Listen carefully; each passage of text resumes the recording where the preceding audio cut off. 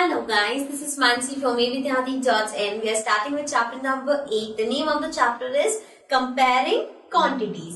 So this is an introduction video जिसके अंदर हम इस चैप्टर के कंसेप्ट्स को कवर करेंगे एंड जो भी चैप्टर्स के एक्सरसाइजेस में क्वेश्चंस हैं हम ट्राई करेंगे उसमें जितने भी टॉपिक्स हैं उसको पहले समझेंगे ताकि जब आप एक्सरसाइजेस के क्वेश्चंस करो तो आपको वो बहुत इजी लगे एंड आपको वो ऑलमोस्ट आते हो. Okay, so let's begin. Now, what is quantities? Comparing quantities और quantities क्या होता है? सबसे बेसिक चीज इसमें क्या है, जैसे कि हमारे पास हम छोटी क्लास से करते हुए आ रहे हैं, मीटर्स में कुछ गिवन है कन्वर्टेड इनटू सेंटीमीटर्स, या किलोमीटर में गिवन है मीटर्स में कन्वर्ट करो, सेंटीमीटर में है मीटर्स में कन्वर्ट करो. So this is comparison. Also with time, hours में गिवन है उसको मिनट्स में कन्वर्ट करो, या रुपीस के साथ दे सकते हैं, रुपीस में चीज मिली है पैसे में कन्वर्ट करो. सो ये होते हैं सारे कन्वर्जन और we can also see them comparing, right? Now, अब ये जो कंपैरिजन में हम याद करते हैं कि 1 kilometre equals to how many meter, 1 meter equals to how many centimeter, 1 centimeter equals to how many millimeters. So इसका कोई एंड ही नहीं है, ये बहुत सारे हैं. तो इसको लर्न करने के लिए हमें बेसिक सी लाइन बताते हैं जो कि हमने पहले भी डिस्कस करी हुई है. So the line is King Harry died, mother didn't. Now we have less space, so I'm writing it here. Cry much. अब यहाँ पे जो ये लाइन है, King Harry died, mother didn't cry much. अब इसमें आपको सिर्फ फर्स्ट लेटर पे फोकस करना है. Like we have K. So K stands for kilo.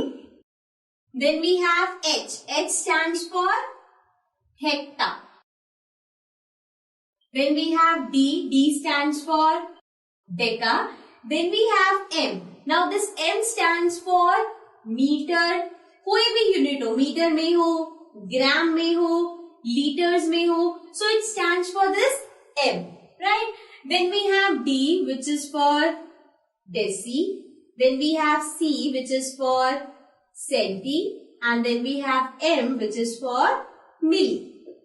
Right?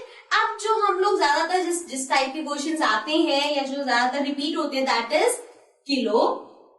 Then we have metre, gram, litre, ये तो बहुत बेसिक है. Then centimetre, millimetre. सो ये जो मैंने सर्कल करे ये ज्यादातर रिपीट होते हैं. अब इसके बाद आपको ये तो पता चल गया कि यहाँ पे ये ऐसे ये हमें याद हो जाएगा कि एच वगैरह जो भी है लाइन से याद हो गया. अब इसका यूज क्या है, इसको हम यूज कैसे करेंगे. देखो, किलो सबसे बड़ा होता है, मिलीमीटर सबसे छोटा होता है, तो ये बड़े से छोटे पे जा रहे हैं, राइट. अब सब में 0-0 का गैप है, या फिर आप कह सकते हो 10-10 का गैप है. सो आपको ये याद रखना है कि जब आप बड़े से छोटे पे जा रहे हो, फॉर एग्जाम्पल अगर आप किलो से या कह सकते हैं किलोमीटर से मीटर पे जा रहे हो तो आपको डिवाइड करना है. सिमिलरली अगर आप छोटे से बड़े पे आ रहे हो, लाइक फॉर एग्जांपल मिलीमीटर से किलोमीटर पे आ रहे हो, तो आपको करना है मल्टीप्लाई. अब देखो, अब ये जरूरी नहीं है कि हमेशा आप इस एंड से उस एंड पे भी जाओगे, बीच में भी बहुत कुछ हो सकते हैं. हो सकता है आप मीटर से किलोमीटर में आ रहे हो सकता है आप मीटर से मिलीमीटर में जा रहे हो, या सेंटीमीटर से मीटर में आ रहे हो, तो कहीं भी आगे पीछे हो सकता है. बस आपको ये देखना है कि आप बड़े से छोटे पे आ रहे हो या छोटे से बड़े पे जा रहे हो. अगर आप सेंटीमीटर से मीटर पे आ रहे हो तो आप छोटे से बड़े पे आ रहे हो. जब भी छोटे से बड़े पे आ रहे हो तो मल्टीप्लाई होगा, जब भी बड़े से छोटे पे जाओगे तो डिवाइड होगा. ठीक है. अब ये जो ऊपर 10 था तो सब में 10-10 का गैप रखना है, मतलब कि यहाँ पे है किलो, हेक्टर, डेका, मीटर, ये हो गया. अब अगर मैं इस किलोमीटर को और मीटर को देखूं तो कितने 10 आएंगे बीच में, 1, 2, 3. 3 10 का मतलब 3 0. सो ये हो जाएगा 1000, मतलब कि इसमें 1000 का गैप है. ओके. अब इसको और अच्छे से समझने के लिए सबको लिखे रहने देते हैं, क्वांटिटीज पे आते हैं. जैसे कि इसको रब कर देते हैं, याद रखना है बड़े से छोटे पे और छोटे से बड़े पे जा रहे हैं. अब समझ ऐसे आएगा, if I say 1 kilometre equals to dash metre. अब बताओ 1 किलोमीटर में कितने मीटर है. सो 10, 10, 10, 3 बार 10 10 10 मतलब 1000, ठीक है। ये मल्टीप्लाई, क्योंकि बड़े से छोटे पे जा रही हूं, ठीक है ना। देन उसके बाद है अगर 1 metre equals to dash centimetre, तो 1 मीटर में कितने सेंटीमीटर है? इस m से यहां 10, फिर यहां से यहां 10, 10 10 100, सो ये हो गया 100, राइट। अगेन बड़े से छोटा है, multiply. Then we have, if I go from centimeter to millimeter, if I say 1 centimeter equals to dash millimeter. So अब बताओ सेंटी से मिली तक का डिफरेंस 10 का है, सो ये आ गया 10, ठीक है। अभी भी बड़े से छोटे पे गए, अब इसका ही रिवर्स कर दो, छोटे से बड़े पे, मतलब कि 1 metre equals to how many kilometre. अब मीटर छोटा है किलोमीटर से, छोटे से बड़े पे आ रहे हो, ये अभी भी 1000 ही रहेगा बिकॉज इनके बीच का गैप तो उतना ही है, but this will B 1/1000 because divide हो रहा है, छोटे से बड़े पे आ रहे हो। सिमिलरली अगर 1 मिलीमीटर से आप सेंटीमीटर पे आना चाहते हो, तो सेंटीमीटर और मिलीमीटर का गैप 10 ही है, लेकिन यहाँ छोटे से बड़े पे आ रहे हो तो 1/10 हो जाएगा, right. So this was about these quantities जो कि बहुत ज्यादा यूज होती हैं, जैसे कि जो मेन हमने डिस्कस करी, kilo, then metre, gram, litre, then we have centimetre और सेंटीलीटर जो भी है, एंड देन मिली, ठीक है। इसके बाद अब इसको रफ कर लेते हैं। So, इन क्वांटिटीज के अलावा भी जो नॉर्मल क्वांटिटीज है दो तरह की, एक तो होता है टाइम बेस्ड। टाइम बेस्ड में क्या होती है? 1 डे इक्वल्स टू, एक दिन में कितने घंटे होते हैं? 24 आवर्स। सो हो सकता है आपको गिवन है 6 डेज को 6 डेज को आवर्स में कन्वर्ट करो, सो इसका कंपैरिजन आपको पता होना चाहिए कि एक दिन में कितने आवर्स होते हैं। देन 1 आवर इक्वल्स टू, एक घंटे में कितने मिनट्स होते हैं? 60 minutes. Similarly 1 minute is equals to 60 seconds. So ये हो गई कुछ क्वांटिटीज जो हमें कन्वर्जन में याद रखनी है। इसके अलावा एक और है which is based on money, which is 1 rupee equals to 100 पैसे। सो 1 रुपी में 100 पैसे, ओके।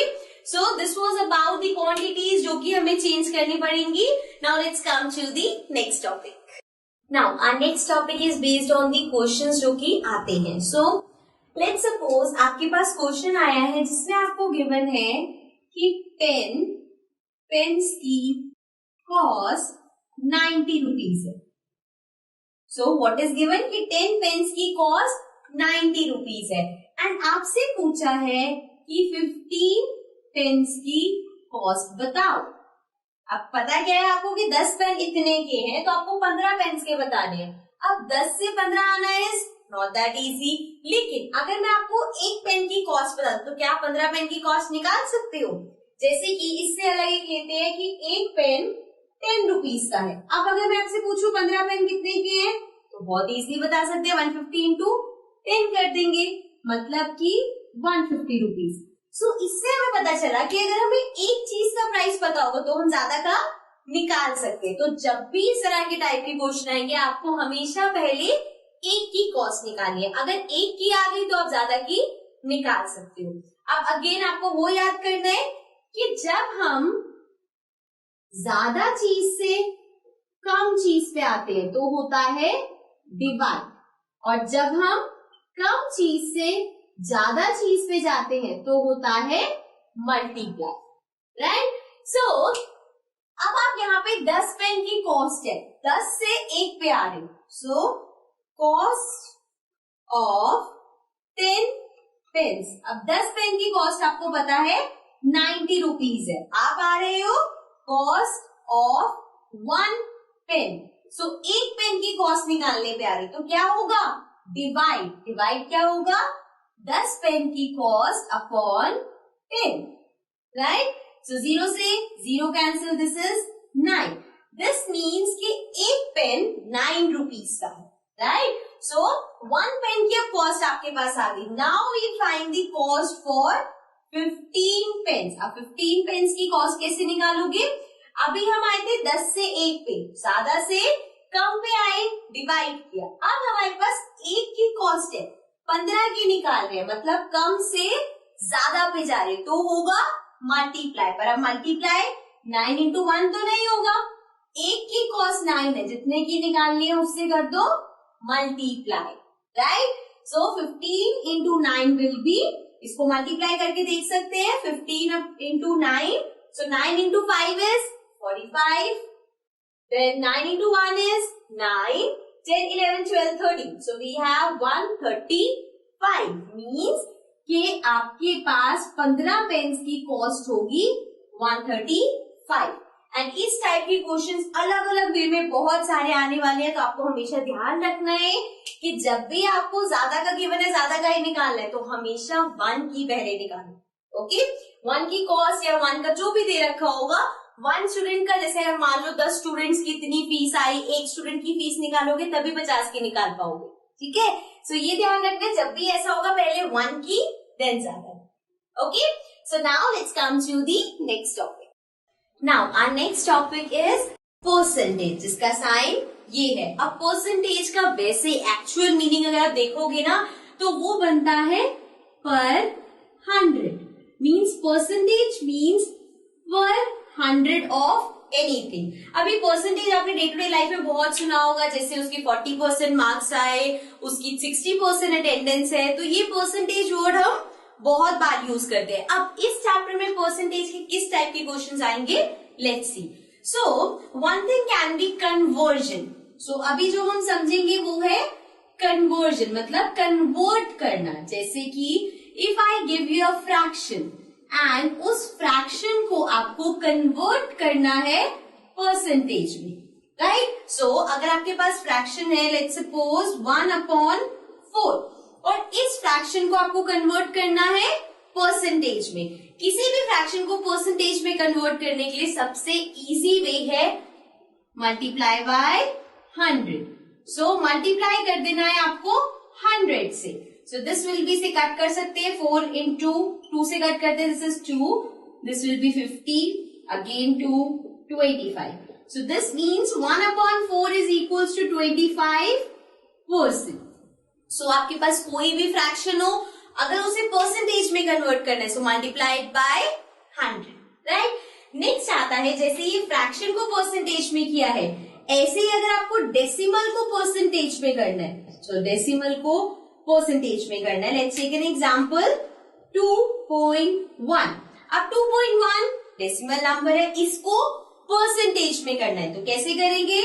डेसिमल हटाया, अपॉन 10 हो गया, राइट, बिकॉज एक डिजिट है पॉइंट के बाद, सो नीचे 10 हो गया, मल्टीप्लाइड बाय 100, जैसे नॉर्मल हमने इसमें किया। सो 21/10 इंटू 100 हो गया, सो 0 से 0 cancel. Now 21 into 10 will be 210%, okay. So अगर आपको फ्रैक्शन को या डेसिमल को परसेंटेज में करना है, तो फ्रैक्शन के लिए डायरेक्ट उसे मल्टीप्लाई कर देंगे हम 100 से, डेसिमल में पहले पॉइंट हटाएंगे, देन मल्टीप्लाई करेंगे 100 से, तो इस तरह से हम उसे परसेंटेज में कन्वर्ट कर सकते हैं। So let's come to the next topic. So now we discuss about, अभी हमने देखा कि आपके पास अगर फ्रैक्शन या डेसिमल है तो आप उसको परसेंटेज में कन्वर्ट करोगे। अगर इसका उल्टा कर दे, मतलब कि आपको परसेंटेज गिवन है और परसेंटेज को आपको या तो डेसिमल में कन्वर्ट करना है या फ्रैक्शन में कन्वर्ट करना है। सो लेट्स सी हम वो कैसे करेंगे। सो अगर आपको गिवन है 12%, now you have to convert this 12% into either fraction और डेसिमल। सो इस 12% को, यहाँ जो परसेंट है, इस परसेंट को हम कर देंगे अपॉन 100, मतलब कि ये हो जाएगा 12/100। जब हम यहाँ से डेसिमल या फ्रैक्शन से परसेंटेज पे आते हैं तो मल्टीप्लाई 100 होता है, जब परसेंटेज से डेसिमल या फ्रैक्शन में जाते हो तो अपॉन 100 हो जाता है। सो इसको कट करते हैं, 2 के टेबल से कट कर सकते हैं, this will B 6, this will be 50, फिर से 2 के टेबल से कर सकते हैं, this will B 3, this will B 25। अब 3 और 25 फर्दर कट नहीं हो सकता, दिस इज अ फ्रैक्शन। सो हमने यहाँ परसेंटेज को फ्रैक्शन में कन्वर्ट किया। सिमिलरली अगर आपको डेसिमल में कन्वर्ट करना है तो कुछ नहीं करना, डायरेक्ट इसको डिवाइड कर दो, वो डेसिमल में हो गया। So if I have 25 divided by 3, so this will B 25 into 0, 0, this will B 3, point लगा देंगे 30 हो जाएगा। सो 25 इंटू 1 इज 25, बचा 5, साथ में 0, 250. So this means 0.2n or we can say 0.12. So this means कि आप परसेंटेज को डेसिमल और फ्रैक्शन में कन्वर्ट कर सकते हो by dividing this number by 100. Okay, so now let's come to the next topic.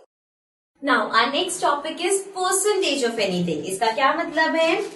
Percentage of anything means कि आपके पास अगर कोई क्वेश्चन है, let's suppose कि आपको दिया हुआ है फाइंड 20% ऑफ 250, राइट? अब आपको बताना है 250 का 20% कितना होगा। तो 250 का 20% कैसे फाइंड करेंगे? देखो 20% को I can write it as 20/100. Remember हम जब परसेंटेज को फ्रैक्शन में करते हैं तो अपॉन 100 कर देते हैं। सो 20/100 ऑफ का मतलब मल्टीप्लाई 250 से मल्टीप्लाई। सो 0 से 0 कैंसिल, 0 से 0 कैंसिल, बचा 25 into 2. So 25 into 2 is 5 into 2 10, 2 into 2 4 plus 1 5, मतलब कि 50. 250 का 20% 50 होता है। ये तो बहुत सिंपल था, आराम से कटकटा गया। लेकिन अगर यही आपको गिवन होता कि 250 का 15% निकालो, सो 15% ऑफ 250 विल बी, करने का तरीका सेम रहेगा, 15/100 इंटू 250, राइट? 0 से 0 कैंसिल, 5 के टेबल से कट हो जाएगा, दिस विल बी 2, ये हो जाएगा 5. Now 5 into 15 into 5 is 75/2. 15 into 5 75/2. अब उसको पॉइंट में निकालना पड़ेगा, मतलब डेसिमल में। 2 को डिवाइड करेंगे हम 75 से, we get 2 into 3 6, this will be 5 1. So 2 into 7 14, 1 point लगाया 0 5 10. So this means 37.5, मतलब कि 250 का 15% होगा 37.5. ओके, सो ये बात करी हमने कि किसी भी चीज की परसेंटेज निकालना, जैसे इतने का इतना परसेंट क्या होगा, सो वो। अब इसमें एक और तरह का क्वेश्चन आता है विच इज, अभी तो आपको गिवन था कि इतना आपको क्वांटिटी गिवन है, इस क्वांटिटी का इतना परसेंट निकाल के दे दो। अब अगर ऐसे आ जाए दैट 5% ऑफ इट इज 600, अब इसका मतलब क्या है, पहले क्वेश्चन समझना। 5% ऑफ इट गिवन नहीं है किसका 5%, लेकिन किसी भी नंबर या क्वांटिटी का 5% 600 आएगा। अब किसका 5% आए ये आपको फाइंड करना है, तो कैसे करोगे? लेट्स सपोज ये जो इट है इसको ले लेंगे हम x, सो 5% ऑफ, अब 5% ऑफ किसका, x का कितना है 600. अंडरस्टैंड? इस तरह से क्वेश्चन ज्यादा आएंगे एज कम्पेयर टू दिस। सो उसमें आपने x सिलेक्ट कर लिया, अब x फाइंड करोगे तो ये 600 एज इट इज मल्टीप्लाई, ये वहां पे आगे इसका रेसिप्रोकल हो जाएगा, सो 100/5, राइट? सो ये कैंसिल कर देंगे, 5 इंटू 1 5, दिस विल बी 1 2 0, सो ये आ गया 12,000, मतलब 12,000 का 5% 600 होता है। ठीक है, सो इस तरह के क्वेश्चंस आ सकते हैं, बहुत अच्छे से आ सकते हैं, तो बहुत अच्छे से इसको तैयारी भी करना। Okay, let's come to the next topic. So percentage के अंदर हमारा लास्ट टॉपिक है which is ratio to percentage. अब अगर आपको रेशियो में गिवन है, आपको उसे परसेंटेज में कन्वर्ट करना है। फॉर एग्जाम्पल 3:1 गिवन है, अब 3:1 रेशियो है, आपको बताना है इसका परसेंटेज क्या होगा, परसेंटेज रेशियो क्या होगा। सो 3 को हम लिख सकते हैं 3/4 एंड 1 को लिख सकते हैं 1/4। ये सब हमने रेशियो के टाइम पढ़ा हुआ है कि कैसे 4 कैसे आया, 3 + 1 करके। तो ये हो गया 3/4, ये हो गया 1/4। अब इस 3/4 और इस 1/4 को हमें परसेंटेज में करना है, which is a kind of fraction. तो फ्रैक्शन को कैसे करते हैं, 3/4 को किया into 100, राइट। सो ये हो गया 4, 2, 50, 2, 25। Now 25 into 3 is 75. So ये 75% है because multiply by 100 किया है। ऐसे ही 1/4 है, into 100 कर दो। This is 2, 50, 125। तो ये आ गया 25। मतलब अब क्या रेशियो हो गया परसेंटेज में, 75% रेशियो 25%। ओके, सो इस तरह से आप रेशियो को परसेंटेज में कन्वर्ट कर सकते हो। So this was all about the topic percentage. Now let's come to the next topic. Now our next topic is cost. तो अब हम इसके जितने भी कंसेप्ट्स हैं उनको क्लियर करते हैं, क्योंकि एक्सरसाइज में आप क्वेश्चन आंसर्स तो करोगी, तो यहाँ पे कंसेप्ट्स क्लियर करना है ताकि वहां पे कंफ्यूजन ना हो। ओके, सो सबसे पहले इसके अंदर टर्म्स क्या क्या होती है। एक होता है हमारे पास कॉस्ट प्राइस। कॉस्ट प्राइस क्या होता है, मान लो कि मैं सेलर हूं, मैं कोई भी सामान बेच रही हूं। अब अगर मैं लेट्स सपोज मार्कर्स मैं सेल कर रही हूं, तो ये मार्कर्स अगर मुझे बेचने हैं तो मुझे भी तो कहीं से खरीदने पड़ेंगे, राइट। मैं भी तो किसी मार्केट से खरीद के ही बेचूंगी ना, चाहे वो होलसेल मार्केट हो या कुछ भी हो। सो मैं जो प्राइस पे परचेज कर रही हूँ, लेट्स सपोज ये मार्कर मैंने 10 रुपीज का परचेज किया, सो वो 10 रुपीज मेरी कॉस्ट प्राइस है। मतलब कि जिसपे जो शॉपकीपर है या जो सेलर है उसने परचेज किया वो, ठीक है। उसके बाद आता है सेलिंग प्राइस। सेलिंग प्राइस मतलब जिसपे हम सेल कर रहे हैं। जैसे कि अब मैंने ये मार्कर 10 रुपीज का परचेज किया, तो इसकी कॉस्ट प्राइस है 10 रुपीज। अगर इस मार्कर को मैं 15 रुपीज का आगे बेचती हूँ, तो वो जो 15 रुपीज है वो आ जाएगी सेलिंग प्राइस, वो है सेलिंग प्राइस। कॉस्ट प्राइस मतलब जितने पे हमने खरीदा, सेलिंग प्राइस मतलब जितने में हम बेच रहे हैं। ओके, अब इस सेलिंग प्राइस और कॉस्ट प्राइस के अंडर आता है लॉस और प्रॉफिट। सो अगर कॉस्ट प्राइस ज्यादा है सेलिंग प्राइस से, मतलब कि अगर ये मार्कर मैंने 10 रुपए का खरीदा और मैं इसे 5 रुपए में बेच रही हूँ, तो मैंने तो अपने 10 रुपए लगा दिए और मुझे क्या मिल रहा है बेच के 5 रुपए, तो मुझे क्या हो रहा है, लॉस। सो अगर आपका कॉस्ट प्राइस ज्यादा है सेलिंग प्राइस से, सो आपको होगा लॉस। सिमिलरली अगर आपका कॉस्ट प्राइस कम है सेलिंग प्राइस से, सो आप कॉस्ट प्राइस कम मतलब 10 रुपीज का मैंने परचेज किया, 20 रुपीज का आपको बेच दिया। मैंने 10 रुपए खर्चे थे, मुझे 20 रुपए मिल गए, तो मुझे प्रॉफिट हो गया। सो अगर कॉस्ट प्राइस सेलिंग प्राइस से कम है तो हमको होता है प्रॉफिट। ठीक है, ये टर्म समझ में आ गई, cost price, selling price, loss, profit. क्योंकि सिंपल बेसिक क्वेश्चंस होंगे उसमें हमें यही नहीं समझ आता लॉस हुआ है, प्रॉफिट हुआ है, सीपी क्या होता है, एसपी क्या होता है, तो वो कंफ्यूजन अब खत्म हो जानी चाहिए। इसके बाद ये जो लॉस और प्रॉफिट है, कभी कभी आता है आपको फाइंड करना है, let's suppose loss percentage. So loss percentage का फॉर्मूला होता है loss upon CP. CP is cost price. So loss upon cost price into 100।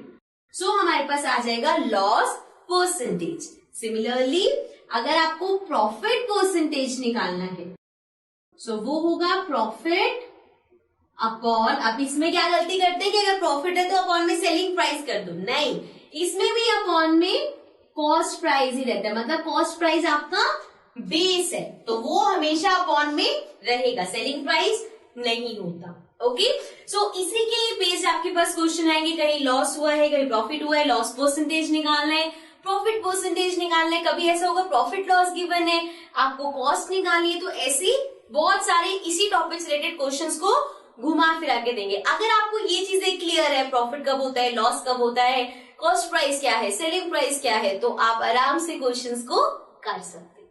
ठीक है, so let's come to the next topic.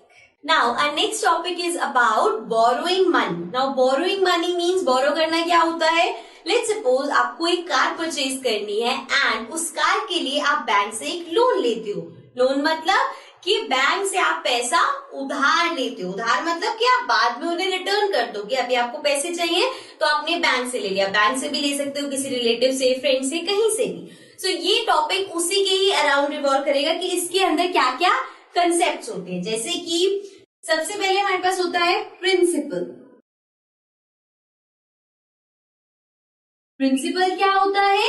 जितना अमाउंट बोरो किया है, so the amount borrowed, right. So वो होता है हमारा प्रिंसिपल कि हमने लेट सपोज किसी से 20,000 रुपीज लिए हैं।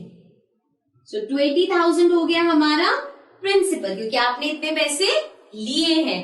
अब मान लो आपने किसी से पैसे लिए या बैंक से पैसे लिए, तो बैंक ऐसे थोड़ी खाली बैठे कि जिसको पैसे चाहिए आके हमसे ले लो और जब मन करे वापस कर देना, ऐसा नहीं होता। वो क्यों पैसे देते हैं? क्योंकि आप उसे इंटरेस्ट दोगे। इंटरेस्ट मतलब कि मान लो आपने आज 20,000 रुपए लिए, तो आप उसे एक साल बाद जब पैसा वापस करोगे, तो लेट सपोज कुछ इन परसेंटेज ऑफ इंटरेस्ट लगाने के बाद आप उसे 25,000 वापस करोगे। अब जो ये 5,000 आप एक्स्ट्रा दे रहे हो, ये क्या है? इंटरेस्ट, क्योंकि उसने आपको पैसे दिए, राइट। सो इंटरेस्ट होता है जो हम एक्स्ट्रा मनी पे करते हैं। So we can write interest is the extra money, मतलब जितना आपने लिया उससे एक्स्ट्रा मनी आपको कुछ देनी पड़ेगी, ठीक है। सो प्रिंसिपल हो गया जो आपने अमाउंट बोरो किया है, इंटरेस्ट हो गया जो आप एक्स्ट्रा मनी दे रहे हो। अब एक टर्म आती है अमाउंट।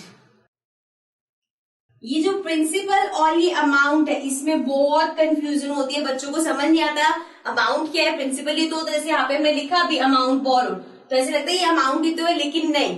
प्रिंसिपल है जितना मनी आपने बोरो किया, अमाउंट है जितना आप टोटल पे करोगे, मतलब कि प्रिंसिपल प्लस इंटरेस्ट। प्रिंसिपल तो वो हो गया, जैसे 20,000 है तो ये तो प्रिंसिपल है, इतना तो दोगे ही जो लिया है, साथ में इंटरेस्ट भी मिला के दोगे। लेट्स सपोज वो 5,000 है, सो दोनों का एडिशन 25,000 आप वापस करोगे। So that 25,000 is the amount. Understand difference क्या है? प्रिंसिपल है जो अमाउंट आपने लिया है, अमाउंट है जो आप पे करोगे, मतलब कि इंटरेस्ट को मिला के, ठीक है। अब इसमें एक फॉर्मूला आता है इंटरेस्ट के लिए, विच इज, आप कभी कभी ऐसा होगा आपको प्रिंसिपल दे रखा होगा, आपको रेट गिवन होगा, टाइम गिवन होगा, आपको निकालना है इंटरेस्ट। तो कैसे फाइंड करोगे? इंटरेस्ट का फॉर्मूला होता है P into R into T upon 100। Okay, now this P is principal. Principal मतलब जितना अमाउंट आपने लिया है। Okay, this R is rate. Rate मतलब rate of interest. Rate of interest होता है कि जैसे कि जब हम मनी लेते तो ऐसा नहीं होता कि एक साल बाद 5,000 और दे दियो, वो बताते हैं कि इतने परसेंटेज, जैसे लेट्स सपोज 10% इंटरेस्ट पे कोई आपको पैसे दे रहा है, तो मतलब कि जब आप रिटर्न करोगे तो जितना अमाउंट लिया है उसका 10% ज्यादा रिटर्न करोगे। ओके, सो वो परसेंट होता है, ठीक है। सो वो आपको परसेंटेज गिवन होगा। Then T stands for time. Time मतलब कितने टाइम के लिए लिया। अब आपने पैसा लिया है 2 साल के लिए, तो ऐसा नहीं है ना कि 2 साल बाद या 10 साल बाद भी 25,000 ही वापस करोगे, नहीं। जितने टाइम का आपने लिया उतने टाइम का कैलकुलेट होगा। जैसे अगर 20,000 पे लेट्स सपोज 1 साल का आपको 5,000 एक्स्ट्रा देना है, राइट। ये मैं बहुत ऐसी इमेजिनरी टर्म्स ले रही हूँ, बट अगर 20,000 पे आपको 5,000 वापस करना है, मतलब 5,000 एक्स्ट्रा देना है 1 साल में। अब अगर वो 4 साल बाद वापस करोगे तो ये थोड़ी 4 साल बाद भी 25,000 दोगे, हर साल इंटरेस्ट लगता रहेगा। इसीलिए यहाँ पे हम टाइम लेते हैं कि कितने टाइम के लिए आपने मनी बोरो करनी है। ओके, एंड अपॉन 100 तो है ही, इससे हम फाइंड कर लेते हैं इंटरेस्ट। सो इस चैप्टर में आपके पास सिर्फ ऐसे ही क्वेश्चंस आएंगे कि आपको इंटरेस्ट निकालना है, प्रिंसिपल निकालना है, रेट निकालना है। 4 चीजें गिवन होंगी, 1 निकाल लो, 3 गिवन होंगी, 1 निकाल लो, इस तरह से क्वेश्चंस आएंगे। Okay, so this was all about this chapter. इस चैप्टर के अंदर जो भी कंसेप्ट्स हैं, जिसके बेस्ड क्वेश्चंस है, वो हमने डिस्कस कर लिए हैं। आई होप आपको ये वीडियो अच्छे से समझ आ गई होगी। ऑल्सो अगर कुछ प्रॉब्लम्स है तो इस वीडियो को दोबारा देखो, अगर उससे ज्यादा प्रॉब्लम्स है तो नीचे कमेंट्स में मेंशन करो. Okay, so that's it for this chapter. I'll be coming back again with the new chapter. Till then, take care and bye bye.